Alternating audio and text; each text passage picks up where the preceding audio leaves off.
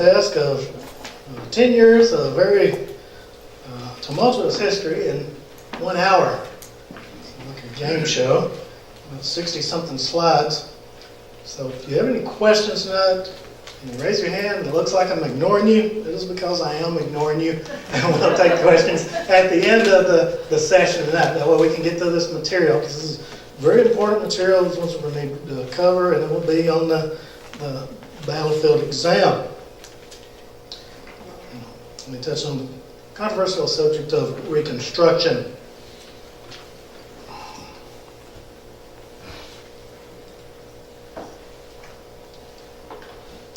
Several years ago, we had a contract historian named Ronald Davis from California.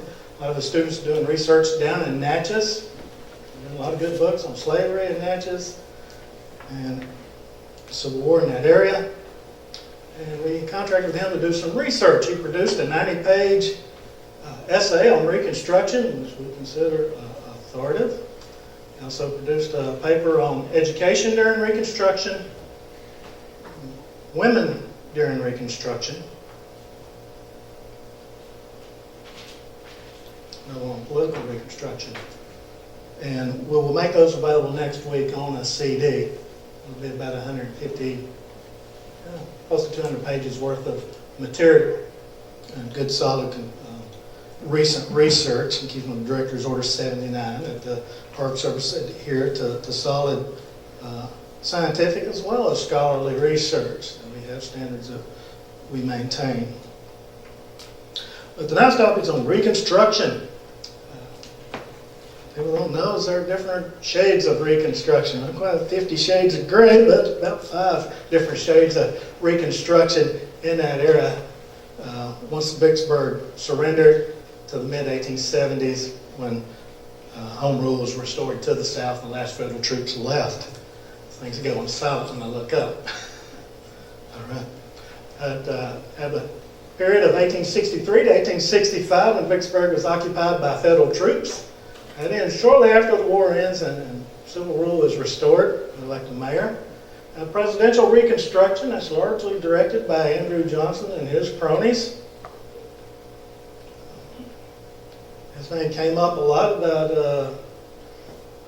early 1990s when Bill Clinton was being impeached. They went to look at the last guy to get impeached, and it was Andrew Johnson and his conflicts with Congress. There's Congressional Reconstruction, 1867 to 70, where Congress kind of called the shots. They were overriding Johnson's vetoes, and Grant was elected, and he got with the program, at least on the same page with Congressional Republicans. And there's Republican Home Rule, 1870 to 1873. It basically comes out of Congressional Reconstruction. And then the end of Reconstruction, those violent couple years, we had a major social upheaval throughout the South. There were race riots in every significant town in the South. If you want to read a decent book on that, there's one called Reconstruction, the last battle of the Civil War.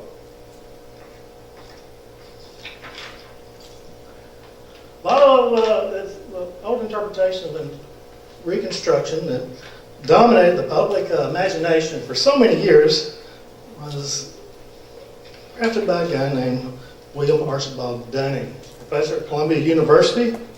And according to Dunningites of Dunning School, these historians have followed in his footsteps from about 1900 to 1950, that black suffrage had been a political blunder.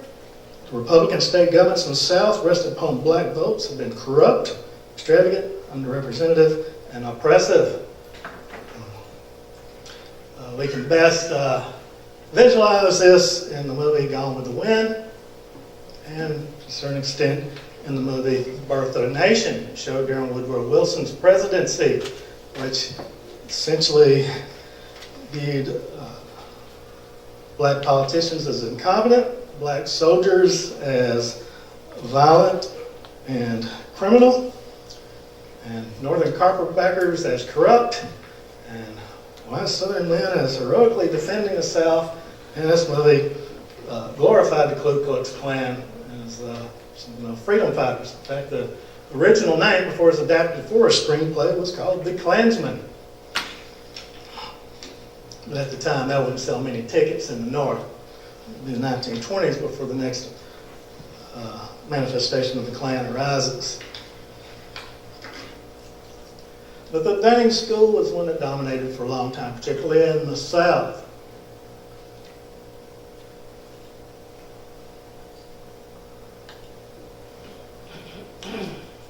Began to occupy Vicksburg, 1863-65. Now, David, before you go on, Dunning was a professor. right. He was a history professor in Columbia School in New York City. And he had a whole bunch of guys, his students and other professors, that they did all this independent research, and that's what they were famous for. And this is the stuff that they came up with, the paragraph that David just talked about. And this is what has been taught in history. I remember, I'll be 60 here, coming up here this year. I remember in high school saying how bad Reconstruction was, how bad it was bad for the country. That's everything I was taught about Reconstruction. Fortunately, that thing has changed today. We have people like Eric Foner and other people that are changing it. But that's who Dunning is. And there is a book that was written, it came out in 2013, Dunning School of History. And it talks about the entire history of what happened and how this came about. It's a very interesting read. Thank you. Appreciate that. Well, that influenced a lot of the views on the Civil War and Reconstruction. Was particularly well received in the South. It played along with that narrative that Southern elites maintained after Reconstruction up until the 20th century. Then in the 1950s, things began to change with the Civil Rights Movement. People take another look at how history is interpreted, the research, and the shift at that time shifts over to, well, what about the reason for all this? Why was there Reconstruction? It was about African American civil rights, restoring their rights and making them citizens in a modern democracy after the war. So we're going to go through a lot of that tonight. We're going to go through it quickly. There's a lot to cover here. Vicksburg is also known at the time as Freedom City. Many as 25,000 black refugees poured into the area immediately after the fall of Union forces, which the town had about 5,000 from the beginning of the war, 4,000 or 5,000. That's going to tax the resources, the infrastructure, and as a recipe for illness and more disease. They moved into Vicksburg to escape Confederate raiding parties. It wasn't infrequent for guerrillas or parties to snatch folks out of freedmen camps or refugee camps and sell them back into slavery or return them to their old masters. And if you're a black soldier serving in the area and your family's snatched, you might never see them again. First, the Union Army established the camps along the river. Then encouraged them to remain on their plantations due to overcrowding. And as a matter of protection, there were safety in numbers, and if anywhere they were concentrated, they would be a little more safe. The problem was the experience they had down in Natchez. Thousands of freedmen rushed into Natchez for the safety of Union lines. They didn't have anywhere to put them. They built little shacks. There's bad water supply. The Army was not prepared to take care of them. And I mentioned a few weeks ago, they experienced the same phenomena that white soldiers experienced at the beginning of the war, and that's that seasoning process. And they've been exposed to all these nasty diseases and viruses that the white troops had experienced at the beginning of the war. And combine that with the heat of summer and a bad water supply, and you have a humanitarian disaster in the making. And literally thousands died along the rivers when they came into these camps as a result of bad sanitation. Just like the white soldiers in 1861.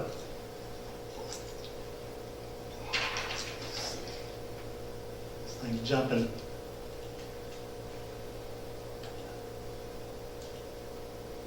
Of course, with military rule came martial law.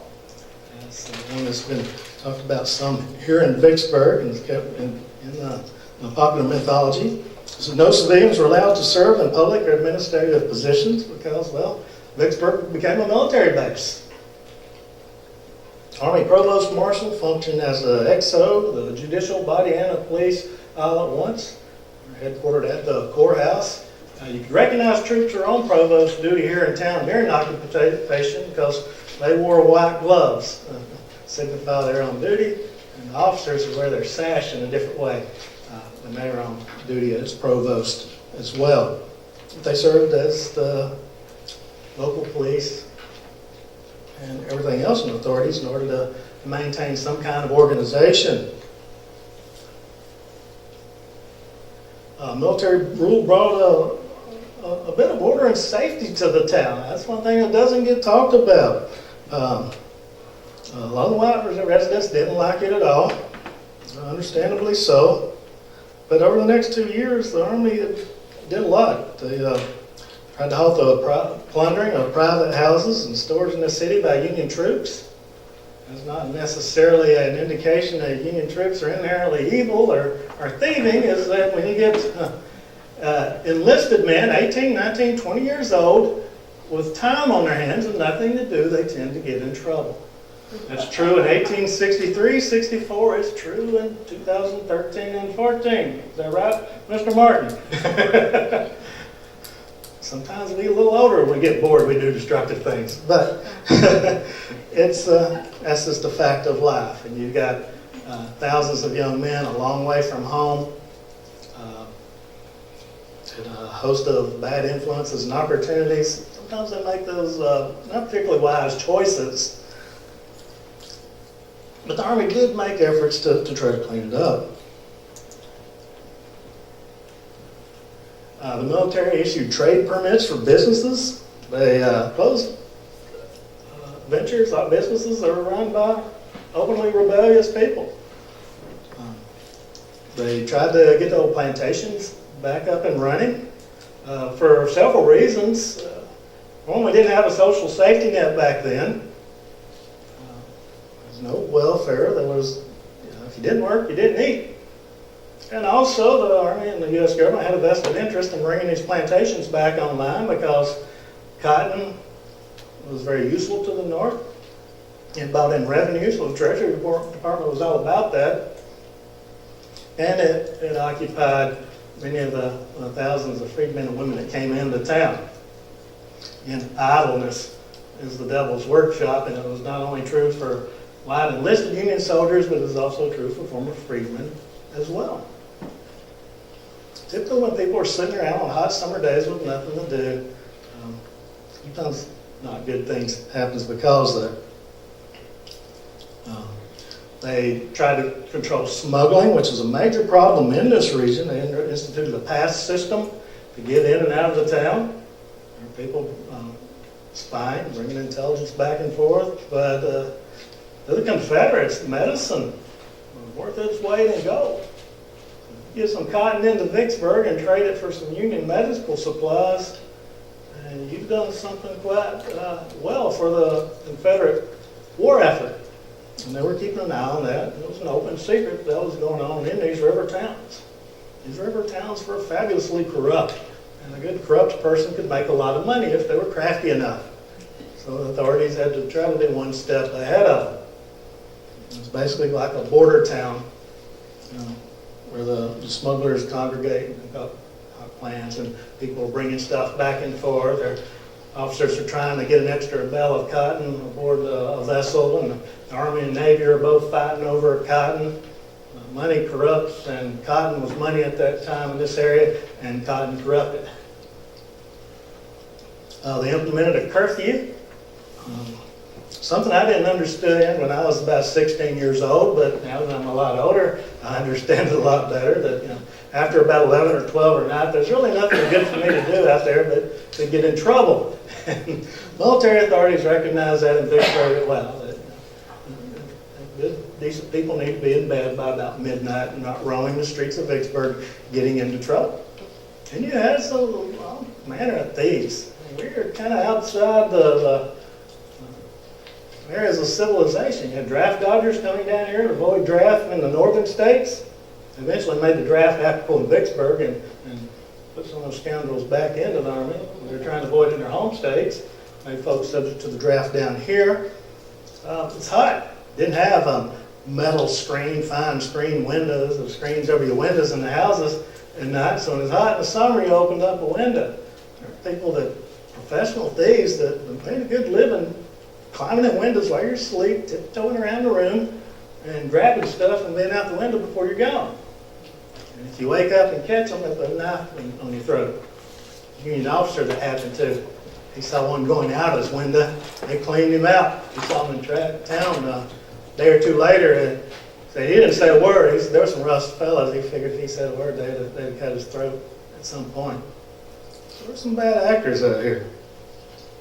But you tend to get that in a war zone, particularly in those areas between the lines where characters can operate in those gray areas in times of war.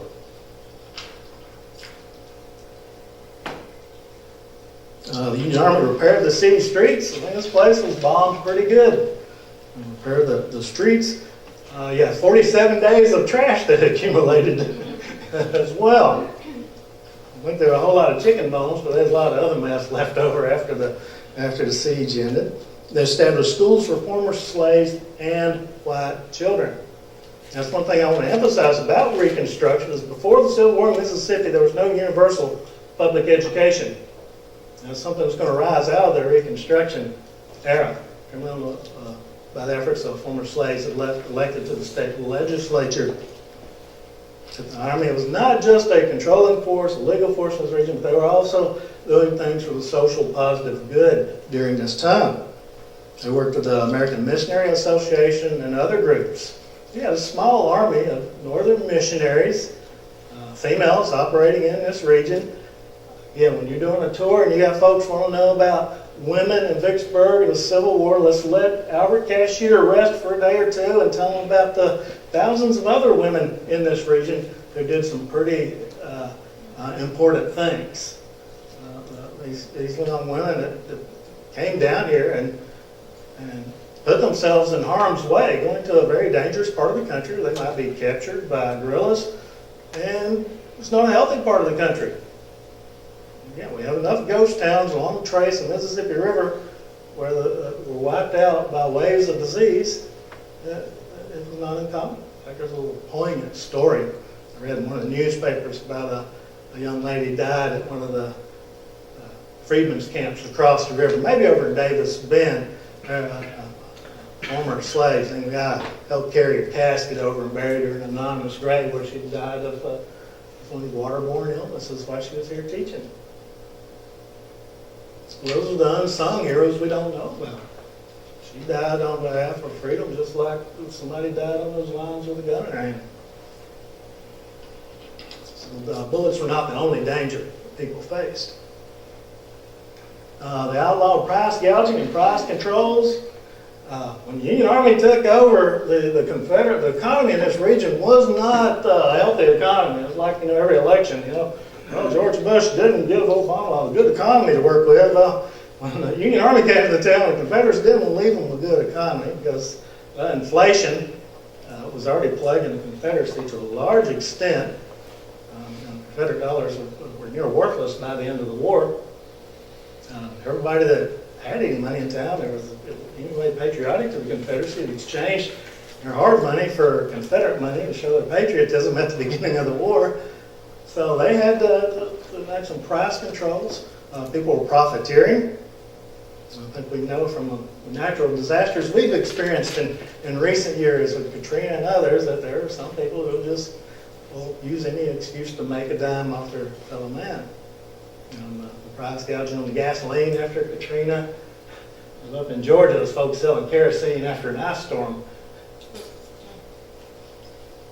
They supervised industrial foundings, managed the city wars, policed the refugee camps. So they had quite a bit to do, a big list of tasks to do other than harassing former Confederates in the town. The Army exercised a fairly balanced commitment to law and order, and the place was literally a powder keg of racial tensions. In Natchez, in 1861, there was a conspiracy, alleged conspiracy among some slaves to basically kill their masters, take over the plantations, and set themselves up at the top of the hierarchy. It's called the Second Creek Conspiracy. It's a book written by a professor at Ole Miss. His name was Winthrop Jordan.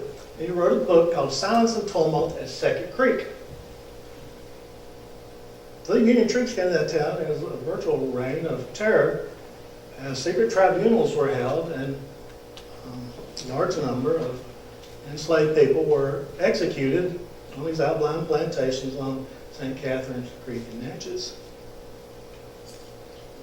At least 50, the lowest estimate, and a couple hundred by other estimates. I mentioned that before in here.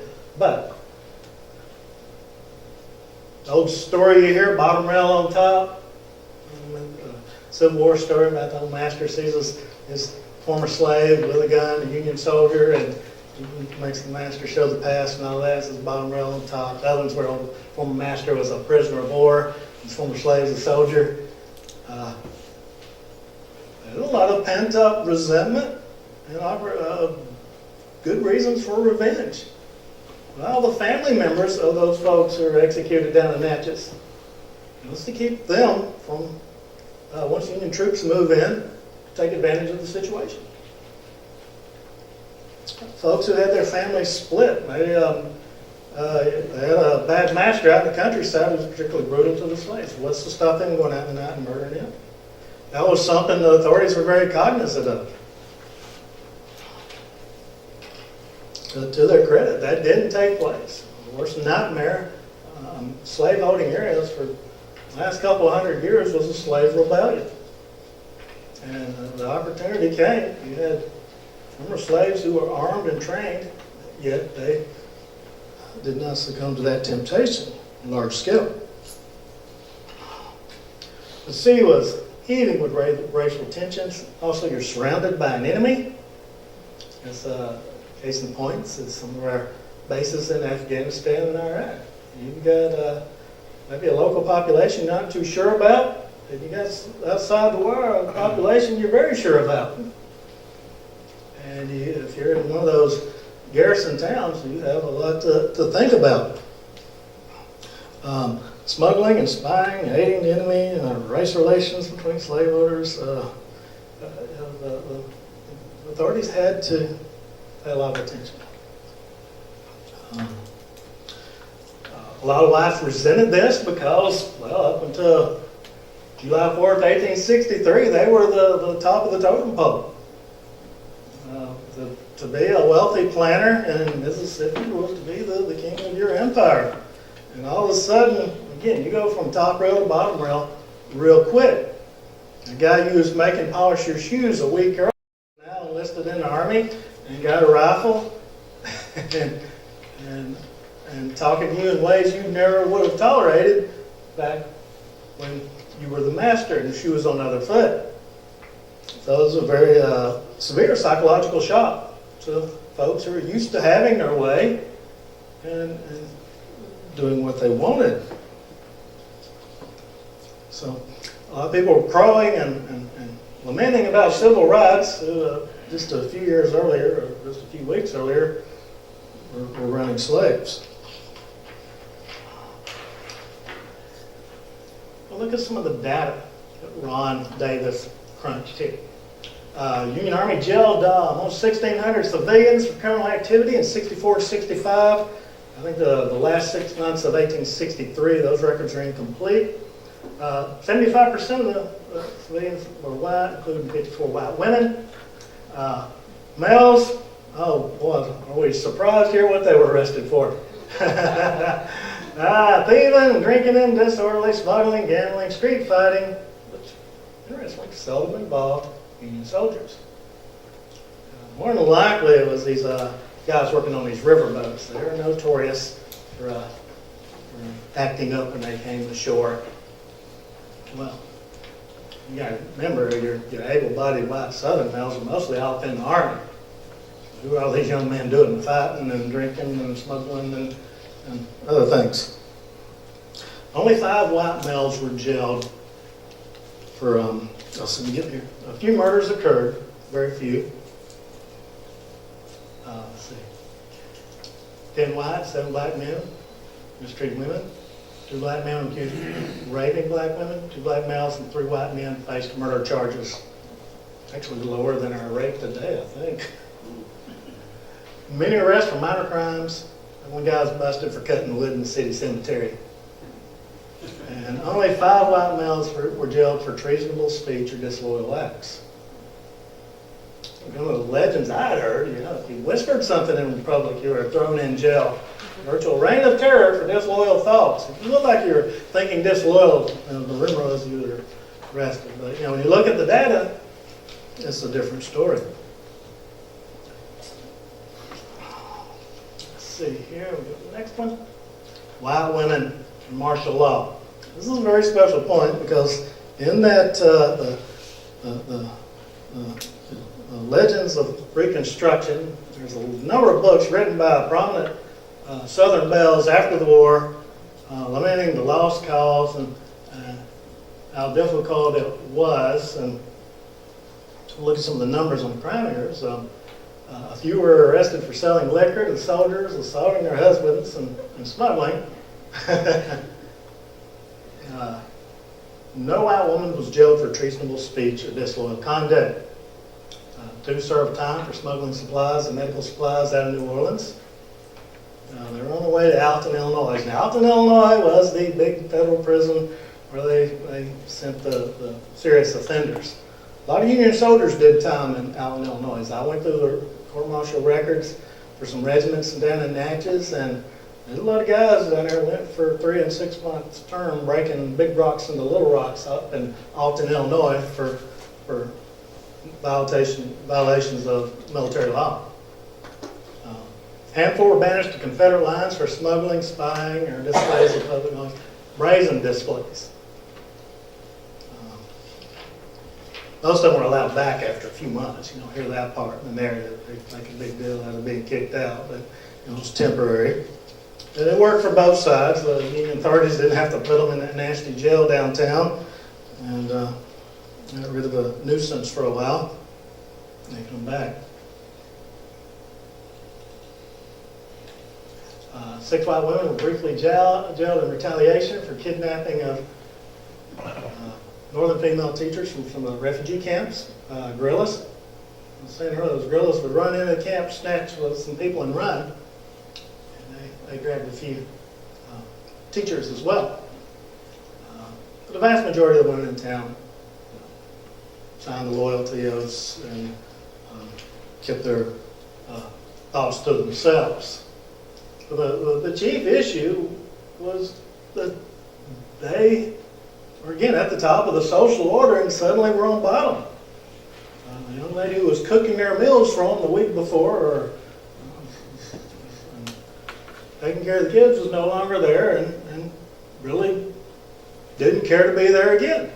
I was complaining. I've seen letters by Southern belles. Former slaves are insufferable now. They say bad things to us, or they don't get off the sidewalk and let us pass. And it's not deferential anymore.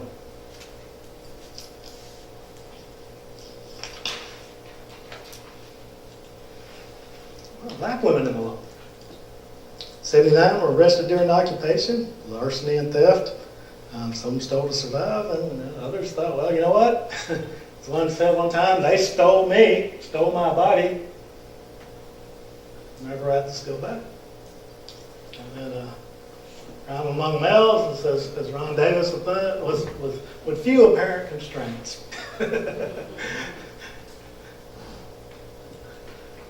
Union soldiers in the law. Almost 2,400 arrested during occupation. Again, drinking, fighting, disorderly conduct, usual young male crimes. 15 punished for insulting a woman, 4 rapes or attempted rapes. None of the alleged rapists were black soldiers, which, if you watch Birth of a Nation and Gone with the Wind, that's the portrayal. Scarlett's in a wagon, those black soldiers try to get her, and then the movie Birth of a Nation, and the white heroes come in and save the white Southern women from these soldiers. Bawdy houses while on duty. There were a number here in Vicksburg. I know of one that was over near the Cedar Grove. A guy named David Cornwell was assigned with the job of removing said women from said house because they blocked the field of view of his artillery battery. And every time the Union High Command would send an officer to ask the women to leave, they would come out a little while later with their minds changed. That didn't solve Cornwell's problem because he was still under orders to clear his field of fire.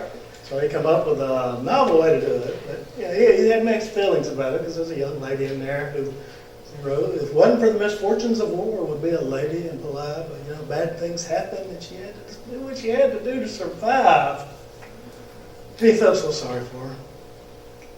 Then one morning they said, we'll get rid of them. We will put a double load of powder in this big coastal gun we have, aim it just to the side of the house, and pull out a lanyard and wake them up. Blew out the windows, knocked siding off the house, some of the shutters off, and those girls came out of there like hornets. And David was just broken to see that sweet, soiled dove of his was chief among them with the foulest mouth.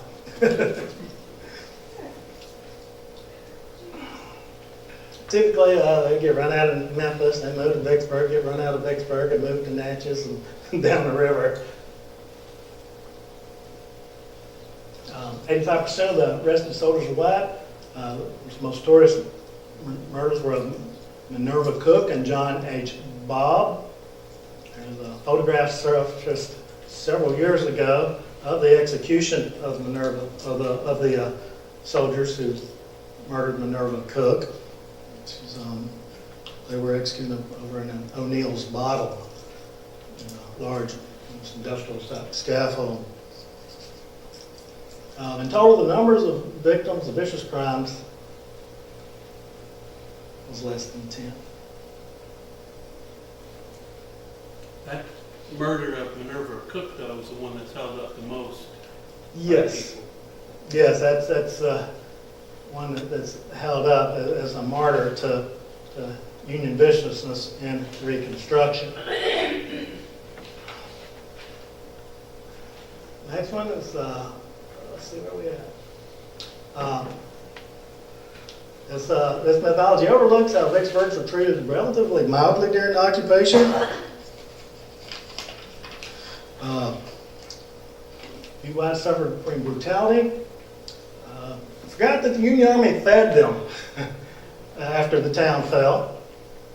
The Union Army protected them from disease and infection by cleaning up the sanitation around here, patrolling the streets, stopping a crime. Little in the way of sexual assaults occurred. We don't know about African American females. Just a little of it was reported. There was a double standard on the reporting and the respect of people's reports at the time. The Army did not extract revenge on the town folks for guerrilla actions, which was not uncommon in the war. Over in the Atlanta campaign, somebody killed some Union Teamsters one night, and Sherman burned every house within 5 miles. He fired on a naval vessel. If you happen to be nearby where somebody fired on the naval vessel, a shore party would land and burn houses in the vicinity. And there's instances of corporate retaliation on the citizens of Vicksburg, which says a lot about the discipline of the soldiers who are here that did not take place. Because that is a temptation even in modern times when a comrade is killed or something bad takes place, to make somebody pay for it. When those guerrillas do it and then bug out of the area. The military basically demanded that you behave. Don't act out in public. Just, you were defeated. Just as long as you pay lip service to acting like you were and not being a jerk about it, then they tended to leave you alone.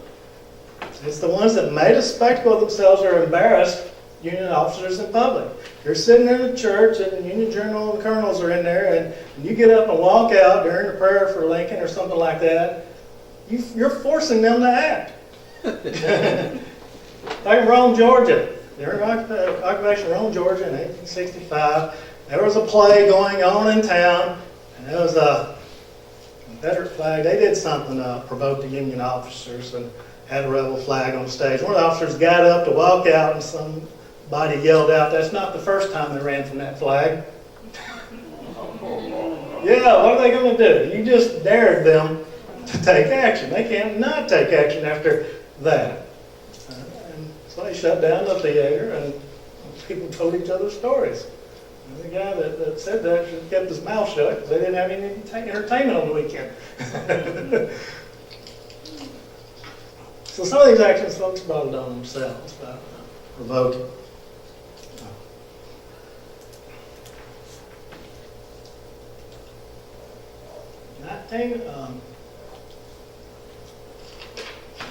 Said white responses, many of them just didn't accept their status as conquered people. They chafed at their inability to influence things, and they resented it that they couldn't tell the former slaves what to do. They resented that the former slaves didn't listen to them when they did tell them. And then, of course, these prominent white women who wanted to embarrass the Union officers in public places. And they hated that the town was overrun with former slaves who come in for protection of Union arms. There's a lot of annoyances. On the other side of the coin is African Americans in occupied Vicksburg. There's I love the narrative about Vicksburg didn't celebrate the 4th of July until the end of World War II. Dwight Eisenhower was in the area. There's a good war correspondence drawing showing the Union Navy pulling up to Vicksburg on July 4th, 1864, and a veritable horde of former slaves falling all over themselves to get down there and welcome the Union Navy. And a very big celebration took place, and other celebrations took place after that. The last ones took place at the end of Reconstruction, when agitators came in and broke up a 4th of July celebration by killing people. Disease and sickness are rampant. Refugees are abused by their own side. Union soldiers. There's a lot of documentation about that. Union soldiers were not necessarily the friends of freedmen. They robbed, stole, raped, and murdered as well. But when you look at it in all, compare the black experience during Reconstruction or the occupation to the white experience, the white citizens didn't suffer anywhere near like former slaves did. White citizens didn't die by the thousands. They were not treated nearly as badly by white Union troops as the former slaves were treated. I got records of a court case where 2 white cavalrymen attempted to rape some women over Milliken's Bend, stomped on the face of a young black child who happened to be in the room. Other folks testify that white Union soldiers would make black Union soldiers salute them because they'd steal from them, and generally just made their lives miserable in some cases, depending on where the troops are from. Particularly some of the Irish troops that had no love for African Americans. One of the things of relevance, this is called pre-Reconstruction. John Eaton, a very important name. I'm going to memorize that name because he married a young lady named Alice Shirley. He's superintendent of Freedmen in this area. He's a professional educator and went on to advocate for education reform after the Civil War. If you want to talk to military groups, you're doing tours for military groups, and you want to talk about humanitarian efforts, refugee relief, nation building, you talk about John Eaton on the front lawn of the Shirley House. By the fall of 1863, the plantation leasing arrangements seemed to be the solution for the refugee crisis. That kept the cities from becoming overcrowded. But there were a lot of hurdles. Now, primarily corruption. Everybody's trying to make a buck. Lorenzo Thomas, responsible for freedmen in this region, initiated the Davis Bend experiment. Didn't have room to put all the photos up. There's a good photo, shows Jefferson Davis's plantation house with a sign on it. It says the house that Davis built. In fact, that becomes a catchphrase during the war when you tell them the Confederacy or slavery in general, they call it the house that Davis built, implying that it was corrupt in some way.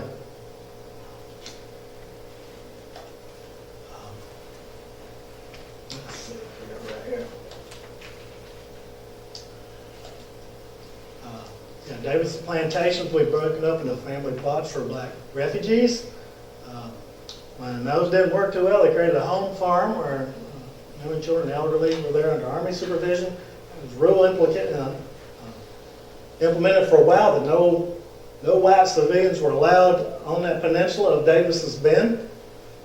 They wanted to make a colony or a safe haven for these farmers as they tried to get a new start. It was an experiment.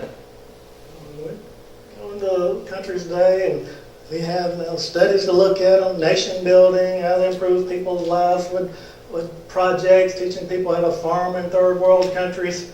Well, this is the first instance where we're trying to learn it, but we're learning it on the job through trial and error. Yeah, folks that say, well, we should get the plantations back and running. And others say, you know what? The folks that built these plantations and created all this wealth with their labor are still here. Maybe we should just split it up and let them farm it themselves. And that has a long tradition in American history. It's called the Jeffersonian ideal. Thomas Jefferson became president. He wanted this nation to be a nation of small shareholders where everyone had a little piece of property to call their own. That was the best way for people to appreciate their citizenship and become Americans.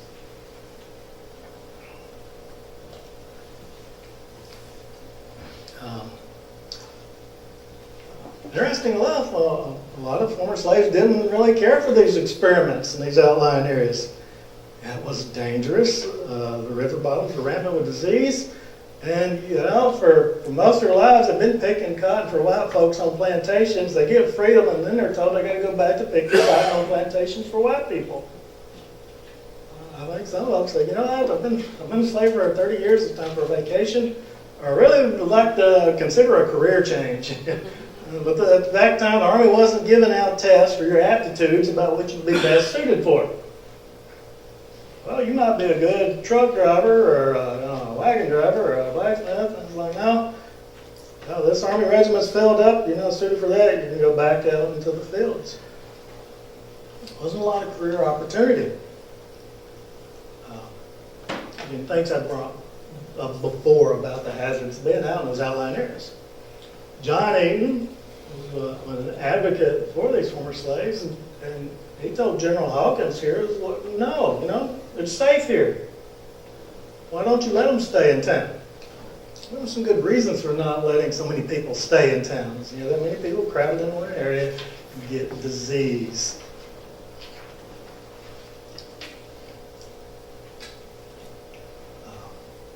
The end of occupation, let's see where am I at here.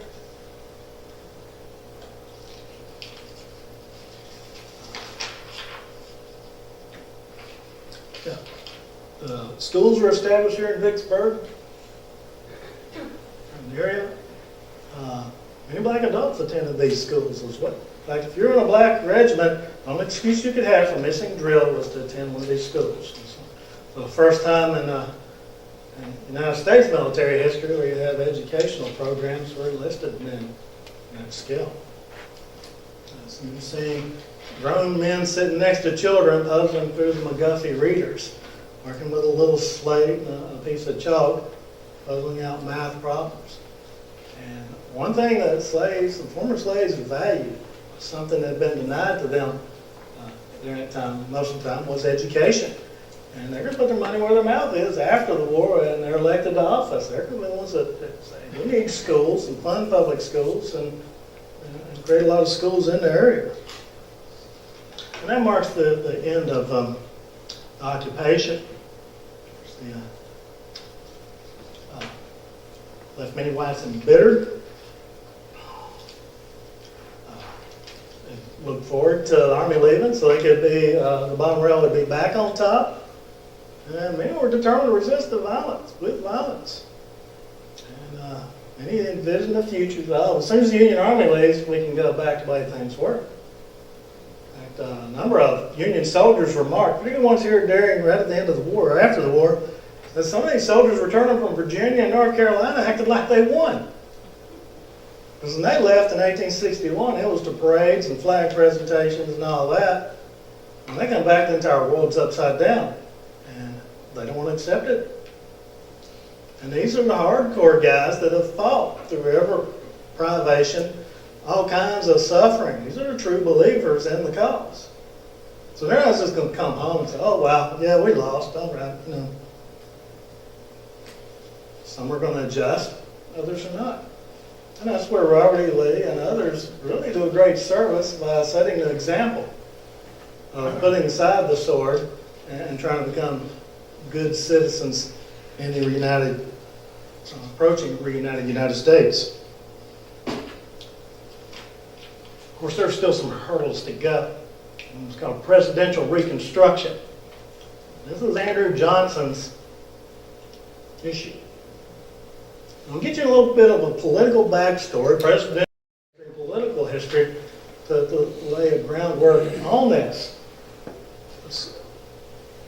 Even the Civil War, you had beginning of the Civil War, you had the very young Republican Party and a very old Democratic Party. The Republican Party was formed out of the remnants of the old Whig Party. Anyone know what the origins of the Whig Party were? Andrew Jackson. Andrew Jackson was a very authoritarian president. A lot of people took to calling him King Andrew because he did what he wanted. And the folks that rose in opposition to him had one thing in common, is they didn't like Andrew Jackson. They didn't like a president with so much power. They named their party the Whigs after the opposition party in England. The Whigs traditionally have been the ones opposed to the expansion or hoping to constrain royal power, the power of the king. So they call themselves the Whig Party. They existed up until in the 1850s, when that fell apart under the pressures of the expansion of slavery. Well, a lot of those Whigs in the North became Republicans. Again, these are folks who founded this party, joined this party on the basis of a weak executive. Abraham Lincoln takes the executive power to a whole new level during the Civil War. First executive order, suspending habeas corpus. It was only a matter of time. If Lincoln had lived, he would have ran into problems with Congress as well. Congress was very jealous of its power, and they did not want a strong executive. They always considered Congress to be supreme. And you'll see these battles throughout the remainder of the 19th century as Congress resumes its role where it thinks it is head of the government. Andrew Johnson had the misfortune of being the president that Congress had to deal with when they were trying to rein in executive power and restore the proper balance as they saw it. That he wasn't very tactful and was headstrong and had some other flaws, did not help matters much. But I'm convinced if Lincoln had lived, he would have run afoul of Congress. That some of the powers he acquired during the war, Congress would have tried to take them and rein them in after the war. Civilian rule returned to Vicksburg in 1865. Those Union soldiers disappeared. There were a few black regiments around. Johnson mustered them out in 1866 as a concession. See, Johnson had his own ideas about Reconstruction. Johnson didn't like the Southern planter elite, but he was no friend to black folks either. And he had envisions of forming his own kind of party where he would take Southern yeoman farmers and form this coalition between poor white Southerners and working class Northerners and build his own political juggernaut. So he did some things that didn't quite make sense in the framework we had up to this point. He mustered out the black soldiers. Some people accused him of being overly kind to former Confederates. Only a few federal troops remained in Vicksburg until about 1870. What happens after the war is Johnson appoints William Sharkey provisional governor. They call for elections, a state convention. Black folks are allowed to vote or participate. 13th Amendment wasn't ratified. Elected a Confederate general. And the city government of Vicksburg was all that. And the legislature passed, and this is, people say, I mean, Northerners were during Reconstruction. You look at what some of the ex-Confederates did after the war, and you say, golly, you did the worst thing possible. You brought a lot of this on yourself. You know, you've been defeated, you come back and act like you won. You elect a former Confederate general to governor.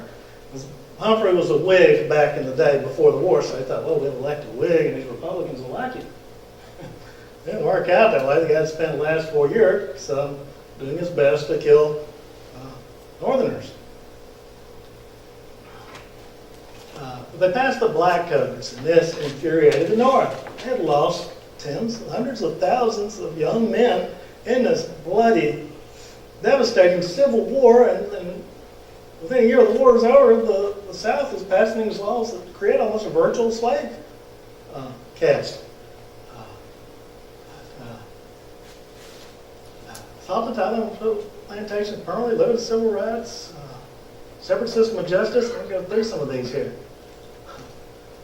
Freed slaves contract for yearly labor by the second week in January or face arrest. Apprentice black teenagers and children of white employees. In fact, before the war, there was a scheme by the Southern Conversion Conventions to do away with slavery and create a system of apprenticeships. It was just slavery by another name. White citizens could arrest runaway workers. Any of you here supervisors, don't you wish you could arrest employees and laid out? Permanent planters to purchase at public auction the labor of those accused of vagrancy.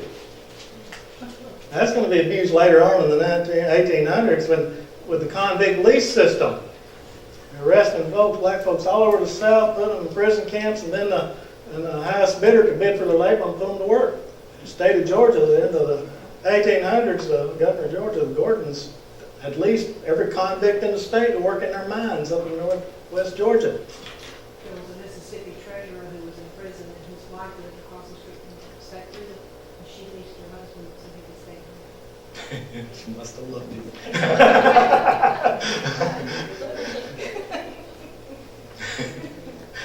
That's pretty good. That's some power there. You can clean those dishes. I'll see you back. Oh man, see, that was a really bad idea, that leasing thing. Them get abused quickly. Poll taxes. Outlawed interracial marriage with penalty of life in prison. Blacks could not possess firearms. That came to the forefront a few years ago when the firearms cases went before the Supreme Court. And folks said, yeah, the government has tried to disarm people illegally here in the past, and during Reconstruction, it was a fear of armed black men that drove many southern states to pass these codes to disarm black populations so they could not defend themselves. Wow, golly. Blacks did not testify against whites in court. Ever heard of the Barber of Natchez? Natchez was a black man who achieved some wealth and status in the community, and was murdered and never brought to justice because the witnesses are black and couldn't testify in court. Dave, I just want to say something real quick. Weren't these the same laws that we used in the North? They weren't used against black people in the North. Wasn't it true that in the North, in the state of Illinois, that if a black man came into the state, was there longer than 10 days without a job, they could be arrested for high misdemeanor? That was before the war. No, sir, that was after the war. Wasn't it also true that many blacks could not vote in the North, in northern states, Illinois, Ohio, and Michigan? They could not vote. They could not testify against whites. Yeah, and that's the After- problem here is the South was defeated and they turned around and do all this. No, but that's what I'm saying, that's happening in the North also. At the same You're implying that it's happening just in the South, it's not, it's happening in the North also. I'm saying this actually did happen in Mississippi and it offended a lot of people in the North. At that time, radical Republicans had a lot of sway, and they're offended about this. Benjamin Humphrey told Oliver Howard, he said, yeah, you have these same laws in the North. And Oliver said, yeah, we do. But these were designed, intended to restore that system of slavery that so many people had died fighting. So it's okay, it was okay to do it to the blacks in the North, but you couldn't do it to the blacks in the South. Apparently they had that idea.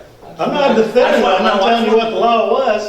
I just want to understand the I logic. mean, of this getting created it. a firestorm throughout the North. This is why presidential Reconstruction ended, because it cheesed off so many Northerners that radical Republicans impeached Johnson. There is a transition up in the North that doesn't happen in the South. Okay. But it's just that implication, it's only happening here. Well, you know, when you start talking about things like that, you can say, okay, what flag in our country had the longest time in slavery? Yeah. I mean, you can say stuff like that too. You know, There's nobody innocent of Right. discrimination at that time. But it was a slap in the face for them to immediately pass these black codes within a year of the end of the Civil War. Their timing was rotten.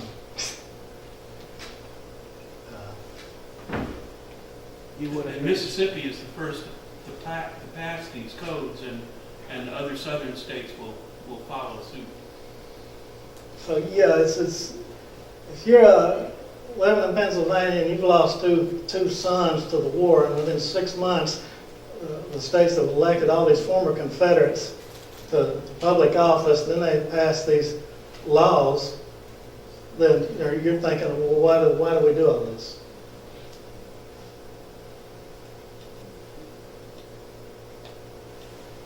You would have think General Grant would have cracked down on that after he got in as president. Since he Yeah, he was in later on, and of course this is going to transform. You're going to have different periods in the Reconstruction. So that codes established separate courts. Were similar to the antebellum slave courts. No grand jury, no appeal. There goes no jury. Any white citizen could charge a black with alleged violation of the law.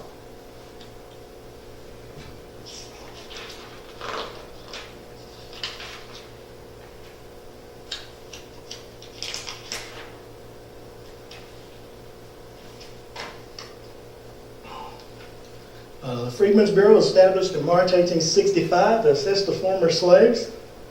The branch was headquartered here. Samuel Thomas. And the Thomas family had a lot of roots in this region. Before the Civil War, they were very well known to the Southern planters. People used that against Lorenzo Thomas, some of his political enemies. His son managed to own a steamboat and used it on the Mississippi River as well. And it was a case where folks on both sides. They were Union officers, worked with the Freedmen's Bureau, also had close ties with some of the planter class down here. They negotiated labor disputes, and on archive.org, a lot of these records, these microfilm records, are being uploaded. I think they've got all the Louisiana records uploaded. And if you want some interesting reading, you can go in there and see these reports from the field offices, what kind of disputes they are working on. They had some crooked folks out there who work somebody for a full season, then fire them a week before the harvest and bring a new crew in and pay them for a week of work. And others, there's genuine disagreements where both sides had a good point and somebody needed to mediate.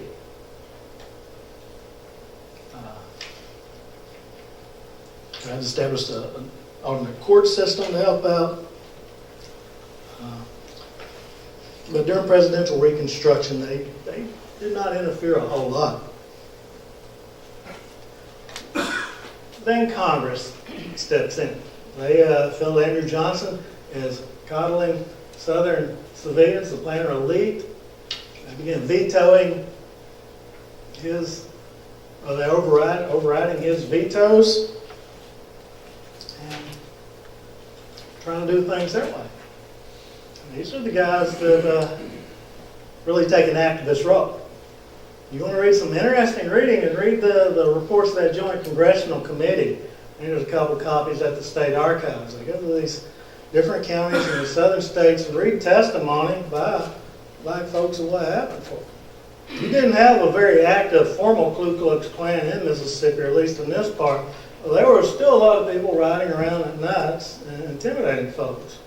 Bulldozers, white cappers, night riders. Pitched battles took places in some areas where folks tried to reassert control, restore control. And then they override vetoes and placed southern states under military authority in 1867. And this is going to have a completely different character from the 2 years of occupation and then a couple of years of presidential Reconstruction. When people talk about Reconstruction, you have to get pinned down on the date because there are different things going on. There's different political situations at different times. There are no black office holders at this time yet. District commanders, military use force, commander had authority, and governments were declared provisional and subject to dismissal. And registered vote. The biggest voter registration, you wouldn't see that anything like that again in the South until 100 years later in the 1960s. It was ultimately, and we'll get to the end of this, it was ultimately the next 5 years, the Bourbons, or former Confederates, do reassert control. And then over the next 50 years, they reached the nadir of race relations. To about 1900, African Americans are disenfranchised again and not allowed to vote. And who had the same effort, they're activists in the 50s and 60s to try to restore the right to vote and participation in government. And the union leagues were stepped up, voter registration. General E.C. Ord was appointed head of the military district here. First, he was pretty much hands off. Then the newspaper antagonized him as well. Let's see. The Vicksburg Herald. What they wrote. Injustitious, if not insulting to that race whom God has created superior to the black man and whom no monarch can make his equal. Very unambiguous about what they were talking about, and that's why it was superiority. Registration drives completed 67, and at the end of that year, 80% of the county's registered voters were African American. A new constitutional convention was called. It's called the Black and Tan because it was a mixture of African Americans and carpetbaggers and scalawags. And it's been in popular reputation. It did not pass. There's some voter intimidation in areas. Both sides in jockeying for position, and Grant takes office and tries to solve the problem by telling Delbert Ames to take it back to the voters, but allow these provisions that exclude folks from voting, like former Confederates, on individuals to vote on them separately, and that will not make it so bad, and so Confederates are allowed to take office eventually. Responses, they feared integration of the schools, increased property taxes. Exact words is they feared this change in society.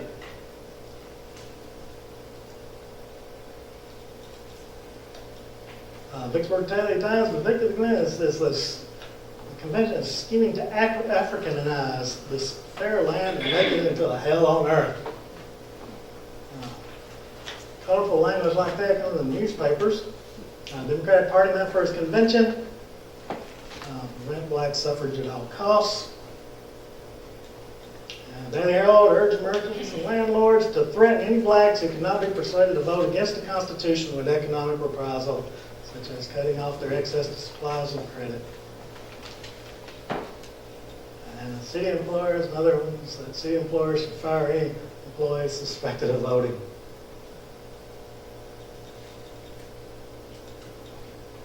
Grant takes command. He works out some solutions for getting that Constitution passed. Delbert Ames and has Benjamin Humphrey removed from office. Humphrey wrote about that in his memoirs. He was none too pleased to come back and see a Union Guard over his office. In fact, he made some political theater out of that situation by coming back and making sure folks were watching when he tried to get back into his office and restore his powers.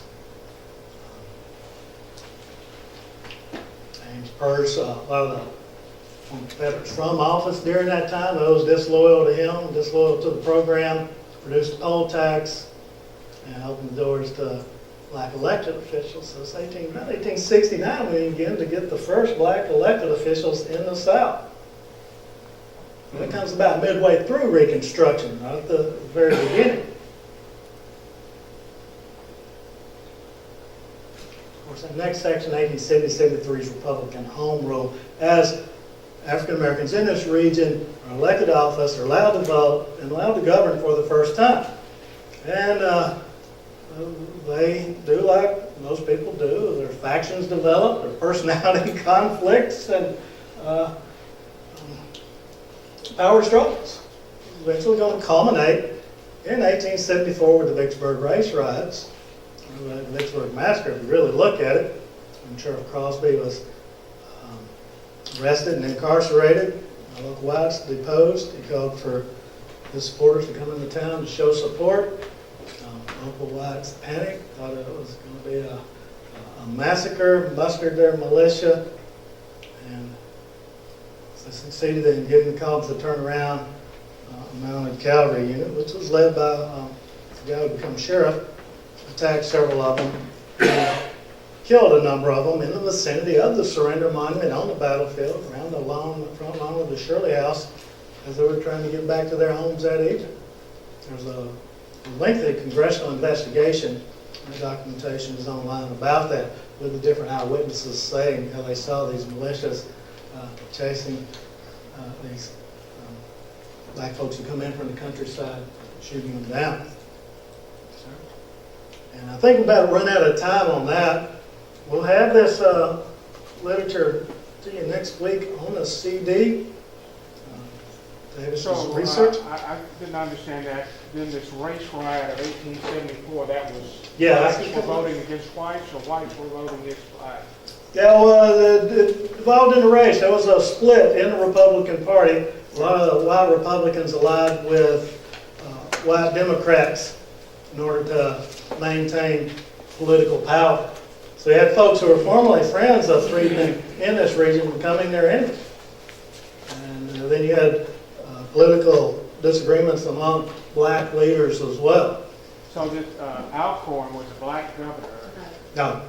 As Hiram Revels was a senator, Alcorn was elected at the same time. Mm-hmm. But he and Ames will square off against each other. So you have Ames people, Republicans, who are very much pro-civil rights, against Lusk's people who are more neutral and willing to compromise and ally with white Democrats. And you have those political battles going on as well. And that takes you into the mid-1870s when race riots erupt all across the South. Of course, it's culminated in Vicksburg and with the July 4th, 1875 riots that took place in front of the courthouse. And that plays out all across the South. In 1875, the whites tried to take back control of the courthouse. Yeah, they're called the Bourbons, and then the election takes place, and you have a precursor to Bush versus Gore, where everybody's fighting over Florida's electoral college votes. Yeah. And Are there some good books about that? Yeah, there's a lot out there about that. Gore versus Bush happened. Not Okay. Bush, but the 1875. Yeah, when that happened, everybody dusted off and posted a lot of new research in order to capitalize on that. It's the Hayes versus Tilden election. 1876. Yes.